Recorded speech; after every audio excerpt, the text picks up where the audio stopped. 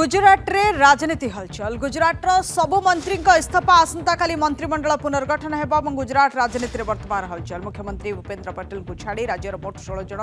मंत्री इस्तीफा देइछन्ती सबु मंत्री इस्तीफा ग्रहण करिसेंती राज्यपाल आज राति रे मुख्यमंत्री राज्यपाल को भेटिबार सूचना भी रही आसंता काली 11:30 रे मंत्रिमंडल पुनर्गठन हेबा एठारे अमित शाह और जेपी नड्डा उपस्थित रहिबे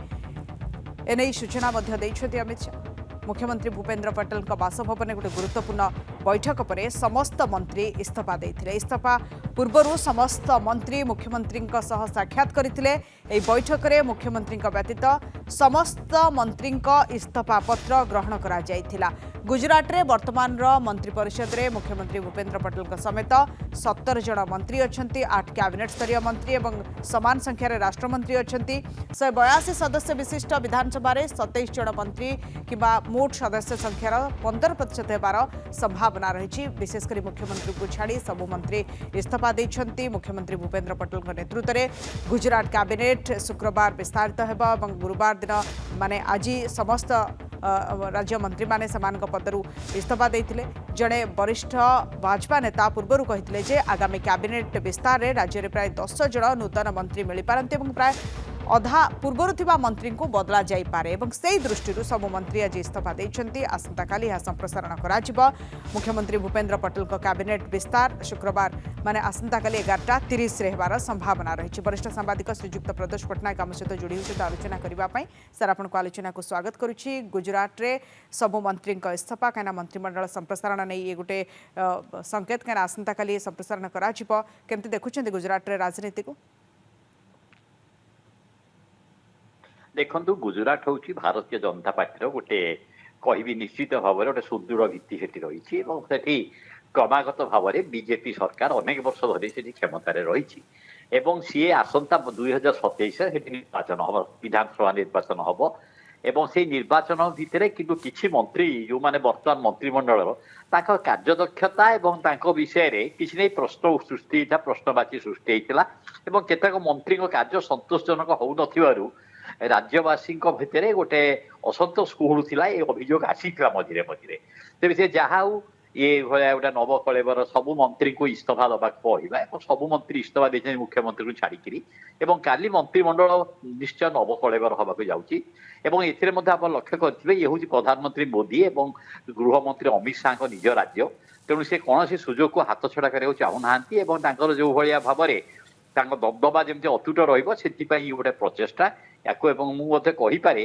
जे ये गोटे जो मंत्रिमंडल रे पुराणा मंत्रिमंडल किसी मंत्री तो निश्चय रे निश्चित भाव रे किंतु किसी मंत्रिमंडल को बाद दि जाए जो मान कार्यदक्षता नहीं प्रश्नवाची सृष्टि होती तेणु यही परिप्रेक्षी में आम आशा करवा ये दृष्टांत कि नुहे आप देखिए हरियाणा जो विधानसभा निर्वाचन है गत वर्ष से हरियाणार किसी दिन पूर्व सबु मंत्रिमंडल कहता इस्तीफा देवाई से मंत्रिमंडल नुआ नवकलेवर होता नुआ मंत्री मान निया तेणु ये गोटे संकेत सर नुआ मंत्री को आज्ञा नुआ मुह को स्थान देवाई एभली प्रयास करा जायछि ना जो मानकर कार्यदक्षता को नहीं प्रश्न जो मानकर से भली परफॉर्मेंस नाही से मान को बाहर करी नुआ मान को शामिल करा जिबा पई गोटे प्रक्रिया हाँ नहीं आप देखो अनेक समय मुख्यमंत्री मानक निर्वाचन पूर्व अपसारण करी नुआ मुख्यमंत्री चेहरा उपस्थापन कराई बीजेपी शासन में आप देखिए दृष्टांत अनेक अच्छी से गुजरात में आप देखिए अनेक समय मुख्यमंत्री मानक बदला जाइए निर्वाचन पूर्व नुआ मुख्यमंत्री होती हरियाणा अन्य अनेक राज्य से मुख्यमंत्री परिवर्तन करी साधारणतः से चेष्टा करती सब बेले लोकों आगे गोटे नुआ मुह एवं नुआ थोबे जहाँ उपस्थापन करेंगे जो मान विषय जे लोक भोटर मैंने जो असंतोषता थी से प्रतिफलित हेनी तेणु से हिसाब से हरियाणा जो भाया भाव में से वर्षक तले किसी दिन पर विधानसभा निर्वाचन करते तारी यहाँ गोटे मुझे भावी पुनरावृत्ति होती से माने निश्चय किसी मंत्री निश्चय रही गत मंत्रिमंडल समस्ते इनएफिशिएंट बा समस्ते कार्यदक्षता नथिला कही हेबनी किंतु किसी मंत्री विषय अभियोग किसी गुंजरण थिला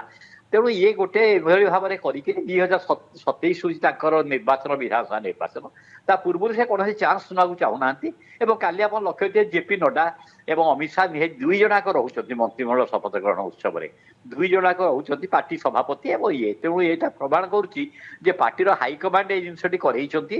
ହାଇକମାଣ୍ଡଙ୍କ ସମ୍ମତି କ୍ରମେ କାର୍ଯ୍ୟ ଏଇଟା କରାଯାଇଛି ଏବଂ ପ୍ରଧାନମନ୍ତ୍ରୀ ଏବଂ ଅମିତ ଶାହାଙ୍କ ନିଜ ରାଜ୍ୟ ଯେହେତୁ ସେଥିରେ ସେ ନିଶ୍ଚିତ ଭାବରେ ସେମାନେ ତାଙ୍କର ମନୋନୀତ ମନ୍ତ୍ରୀମାନଙ୍କୁ ସିଏ ଏଥିରେ ସ୍ଥାନ ଦେବେ।